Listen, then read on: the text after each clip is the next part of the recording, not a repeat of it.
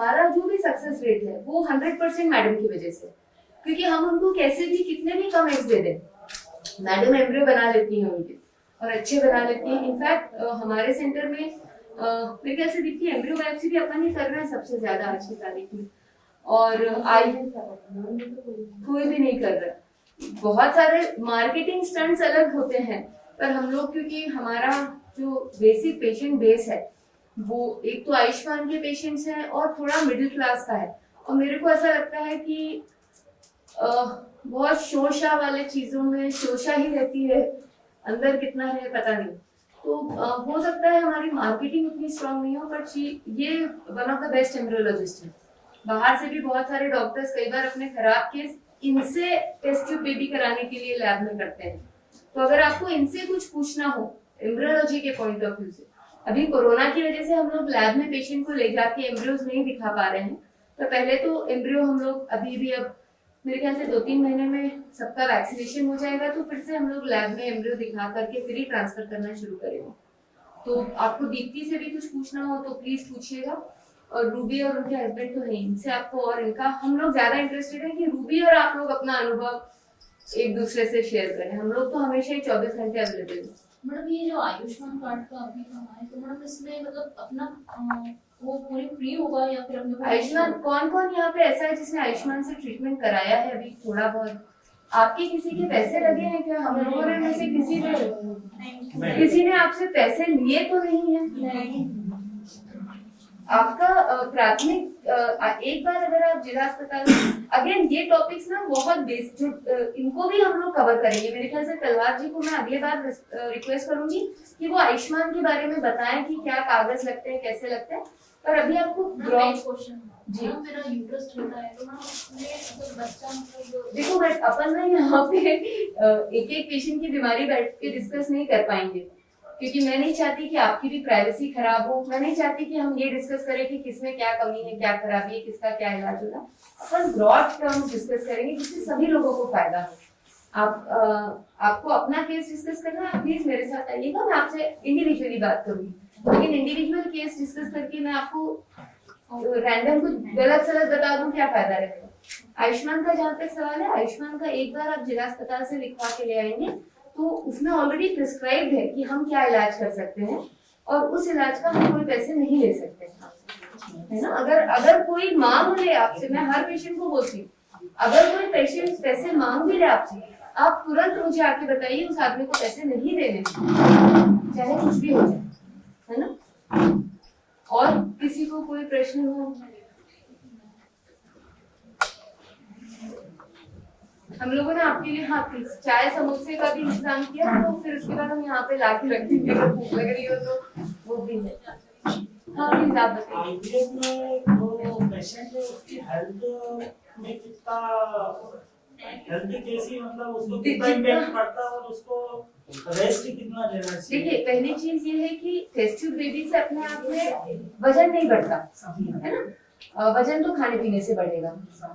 अगर test tube baby की प्रक्रिया के दौरान वजन बढ़ रहा होगा तो वो इसलिए क्योंकि मरीज इलाज हो रहा है करके खूब खा रहा होगा, ड्राई फ्रूट्स और लड्डू और सब, और काम नहीं कर रहा होगा।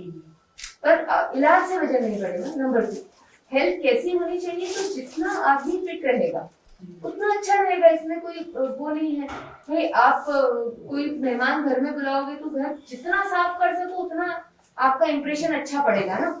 उसी तरह जितने आप फिट रहोगे, महिला जितनी दुबली रहेगी उतना उसका बच्चे होने की संभावना बढ़ेगी, ये बिल्कुल तय है। ऐसी बहुत सारी बीमारियां हैं जो सिर्फ वजन कम करने से ठीक हो जाती है, जिसमें महिला अगर वजन कम करे तो उसको अपने आप बच्चा हो सकता है।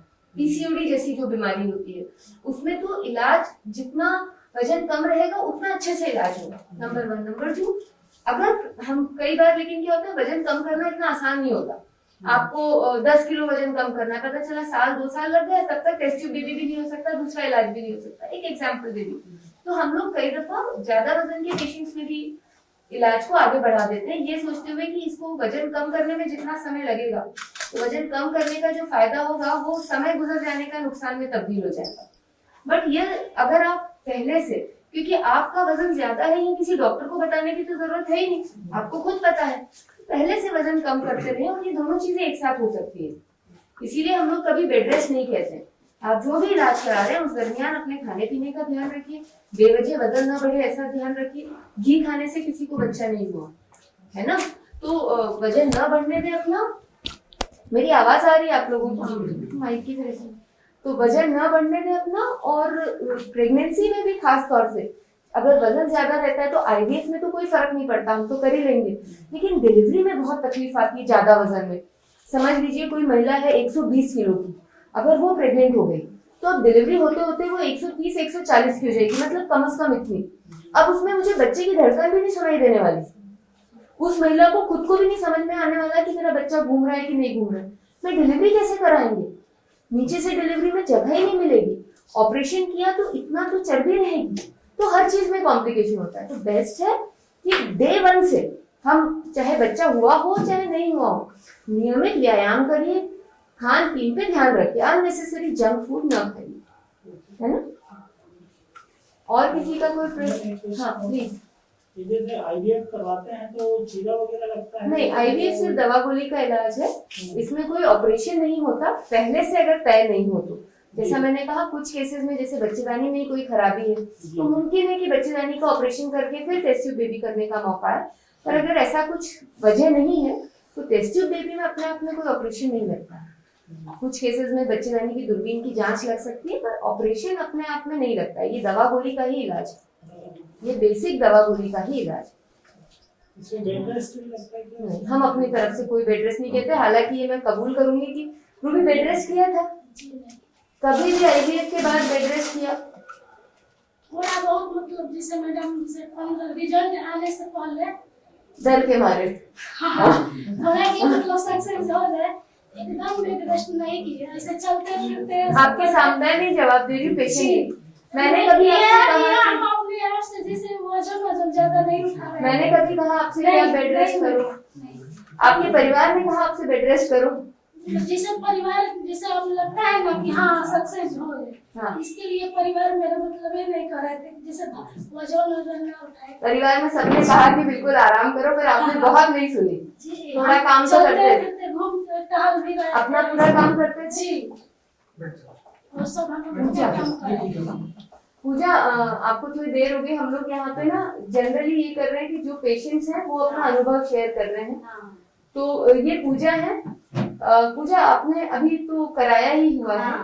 अभी हम ये डिस्कस कर रहे हैं कि संतानहीनता क्या होता है, और आपको किस पॉइंट पे ऐसा लगा कि हमको बच्चा नहीं हो रहा है, कितने समय बाद आपने सोचा कि अब हमको डॉक्टर को दिखाना चाहिए?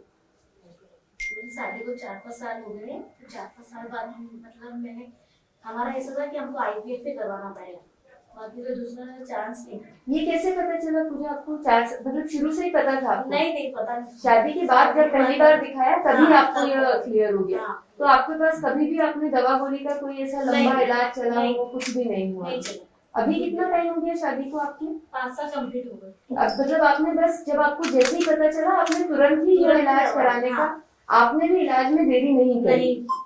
जब आपको पता चला, भले ही आपके लिए तो शॉक रहा होगा कि अभी पहली बार ही डॉक्टर को दिखाया और पहली बार में डॉक्टर ने बोल दिया कि टेस्ट ट्यूब बेबी लगेगा, तो शॉक लगा था उस समय। फिर आपने कैसे उस शॉक से आपने कैसे सोचा कि नहीं कोई बात नहीं, भले डायरेक्टली टेस्ट ट्यूब बेबी का मौका आ गया लेकिन हम करेंगे? क्या सोचा आप लोगों ने?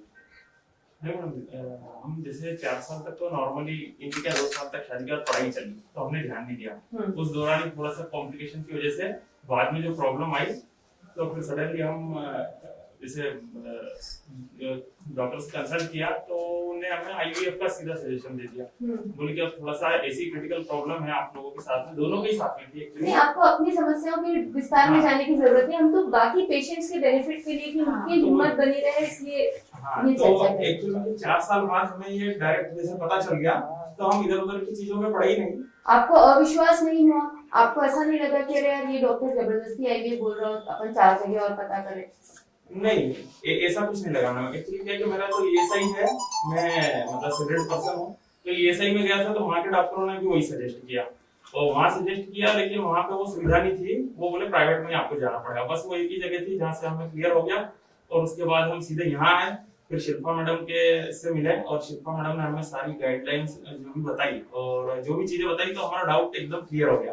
थोड़ा बहुत हमने यूट्यूब पे भी सर्च करा था इसके बारे में, सारे सेमिनार मैडम की देखे हुए थे और सारा डाउट जो है आधे से ज्यादा मतलब clear- आपने खुद से भी पढ़ाई करी, हाँ तो अपने को पूजा और रूबी दोनों से समझ में आया कि दोनों पेशेंट्स ने ऐसा नहीं कहा कि अपनी बीमारी के बारे में जितना हो सके समझने की कोशिश की। तो जब आपको खुद को पता रहता है कि क्या प्रॉब्लम है और जब आपको पता रहता है कि डॉक्टर ये दवा क्यों लिख रहा है या इस तरीके से क्यों कर रहा है, तो क्या उसकी बात मानने में आसानी होती है या डर लगने लगता है? जब आपको ज्यादा आप पढ़ लेते हो तो डर ज्यादा लगता है या आप उस नॉलेज के साथ ज्यादा कंफर्टेबल रहते हो?